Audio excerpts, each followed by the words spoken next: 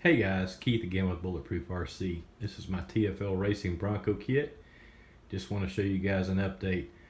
I really did like the fiberglass body that came in this kit, but after sanding, priming, painting several coats, then waxing, and then having to go back and do it all over again because it got scratched when I was assembling it, and I'm not sure how. I decided that that may not be the body for me for the rocks. I know there's a lot of folks out there who love hard bodies.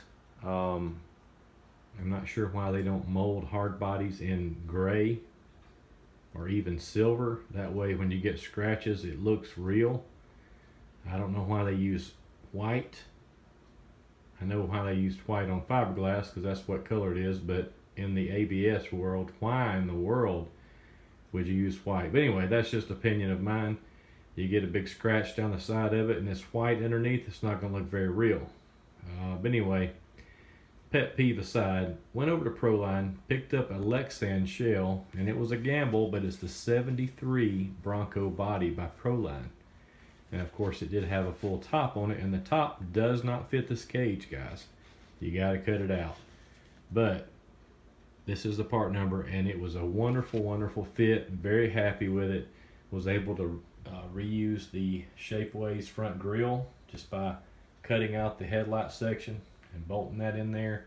Had to get a little creative with the Dremel tool in some areas where the roll cage needed a little bit more room, but overall really happy. It looks real good. It is a little bit longer than the cage in the rear, but it don't look bad at all. It actually looks like it was intended for, the way it looks. Decided to use less mounting locations than the fiberglass. That was another thing I had a problem with, was getting the fiberglass body on and off of this thing was quite a nightmare. And during setup and tuning, anyway, it was just too much. But I used 2 screws here and 1 on either side, and it's bolted in place, easy to get to, and easy to remove that body to get to ESC tuning, motor changes, pinion changes, shock setup, you name it, the things that are involved with this hobby.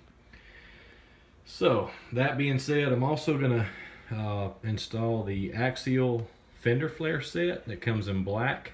That'll bolt on here.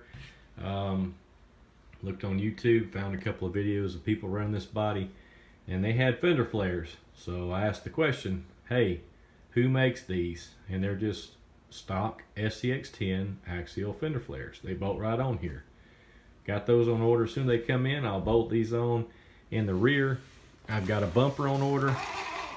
It'll be back here. And again, I didn't mask any of this off because I'm going to cut it out. And I'm going to have to get a little creative mounting the bumper because there's no mounting location on the TFL roll cage. But I got an idea that I believe will work quite well. Other than that, went over to a person I met on Instagram. On Instagram, his name is IE_RC, and he made these nice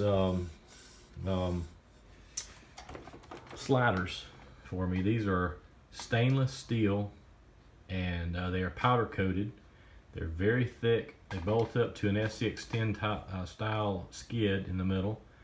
If at any type of SCX10, SCX10-2, you name it, it'll bolt right up. Since the TFL,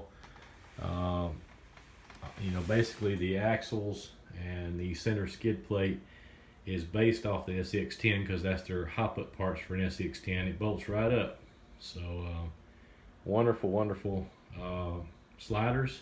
Go over and check him out on Instagram. On eBay, his name is Javis929, and I will put a link in the description to the part if you're interested in putting skids on your SCX10 or TFL Bronco. So I mentioned this was a short video, and that is all for today. Just want to give you guys an update. Hopefully I will get those fender flares tomorrow and mount them on there, and I'm going to take it to the rocks and see how this thing performs. Maybe we'll get some running video. Who knows? But anyway, as always, guys, like and subscribe. The shoe fits, and have a great day.